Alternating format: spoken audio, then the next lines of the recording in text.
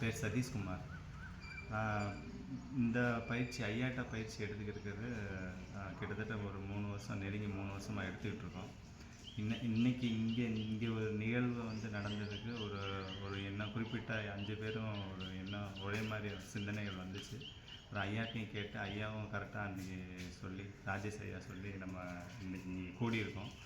இங்கே வந்து பயிற்சி எடுத்ததுக்கப்புறம் தான் ஒரு எண்ணம் தோன்றுச்சியா, மாதம் வந்து முதல் வாரத்தில் ஒரு ஞாயிற்றுக்கிழமை இங்கே வரலாம் அப்படின்ற ஒரு முடிவு எடுத்திருக்கோம். இது இங்கே பயிற்சி அங்கே நம்ம சென்டர்லேயோ வீட்லேயோ எடுக்கிறதுக்கும் இங்கே எடுக்கிறதுக்கும் பயங்கர வித்தியாசம் இருக்குயா. நிறையா விஷயங்கள் வந்து உள்ளே நல்லா கவனித்து செய்ய முடியுது. இப்போ இங்கே வந்து பண்ணுறவங்க யாருனாலும் பண்ணிக்கலாம். இப்போ நம்மளோட ஐயாவோட ட்ரஸ்ட்டிலே 200 பேருக்கு மேலே இருக்காங்க. ஸோ இவங்க எல்லாருமே இதை வந்து யூஸ் பண்ணிக்கிறணும். இது வந்து ஒரு நல்ல ஒரு செயலாக இருக்குது. ஐயா வந்து ஒரு மருத்துவர் மாதிரி இருந்து எல்லாத்தையும் சரி பண்ணி கொடுக்குறாரு. ஸோ இங்கே நிறைய பேருக்கு உடல் தொந்தரவு இருக்குது. அது எல்லாமே வந்து நிவர்த்தி பண்ணுறதுக்கு ஐயா நின்று எங்களுக்கு வழிநடத்தி பண்ணி கொடுக்குறாரு. இது எல்லாருமே பயன்படுத்திக்கணுன்றது என்னோட ஒரு அனுபவம் நான் சொல்கிறேன். மாதம் முதல் வாரம் ஞாயிற்றுக்கிழமை காலையில் 6 மணிக்கு இங்கே ஆரம்பித்து 8 மணிக்குள்ளே முடிச்சிடுவோம். ஸோ அந்த டைம் தான் பயிற்சி பண்ணுறதுக்கு ஏற்ற நேரம். அதுக்கு அடுத்துனா வெப்பங்கள் அதிகமாகிடும். அதனால் அந்த நேரத்தில் வந்து நீங்கள் எல்லாருமே வந்து இதை யூஸ் பண்ணிக்கணும்.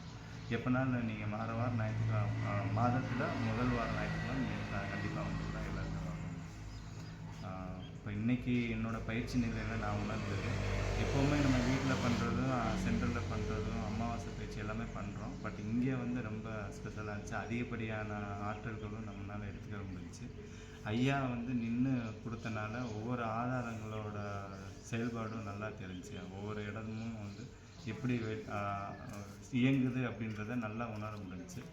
அதே மாதிரி வந்து சில மூச்சில் வந்து நிறையா வித்தியாசம் தெரிஞ்சிச்சு. மூச்சு வந்து நல்லா பிரித்து நல்லா கொடுத்தாங்க. சில நேரம்லாம் அவ்வளோ ஸ்மூத்தாக இருக்கும். இதுக்கு முன்னாடி இருந்ததுக்கும் இப்போ இருந்ததுக்கும் ரொம்ப நிதானமான மூச்சாகவும் உள்மூச்சு அதிகமாக இருந்தது தெரிஞ்சு. அதே மாதிரி ஆதார மந்திரம் சொல்கிறப்ப அதே மாதிரி ஒவ்வொரு இடத்துலையும் வெப்பங்கள் வந்து வெளிப்பட்டது தெரிஞ்சு.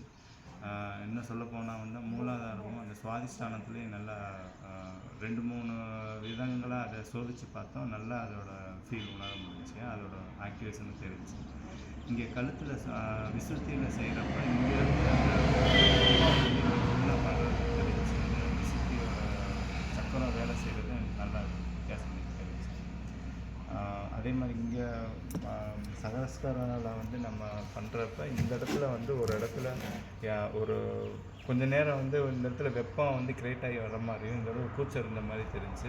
இன்னும் நல்லா கவனிக்கிறப்ப அந்த இடத்துல ஒரு கல் வச்சு அந்த இடத்துல ஒரு அழுத்தம் கொடுத்த மாதிரியும், நல்லா புருவ மத்தியில் ஏற்றி கவனிக்கிறப்ப அந்த இடத்துல வெளிச்சம் நல்லா பிரகாசமாக தெரிஞ்ச மாதிரி இருந்துச்சு. அது வித்தியாசம் இன்றைக்கி நல்லா தெரிஞ்சு.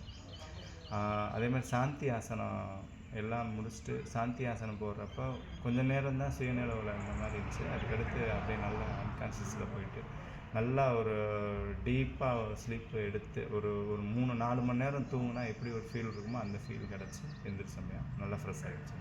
உடம்புல வந்து அந்த குளிர்ச்சியை வந்து திருப்பி ஏறிச்சு. நல்லா பயிற்சி செய்கிறப்ப அவ்வளோ வேர்வையும் அவ்வளோ வெப்பம் வெளிப்பட்டுச்சு. ஆனால் அதுக்கடுத்து இப்போ வந்து சுத்தமாக இந்த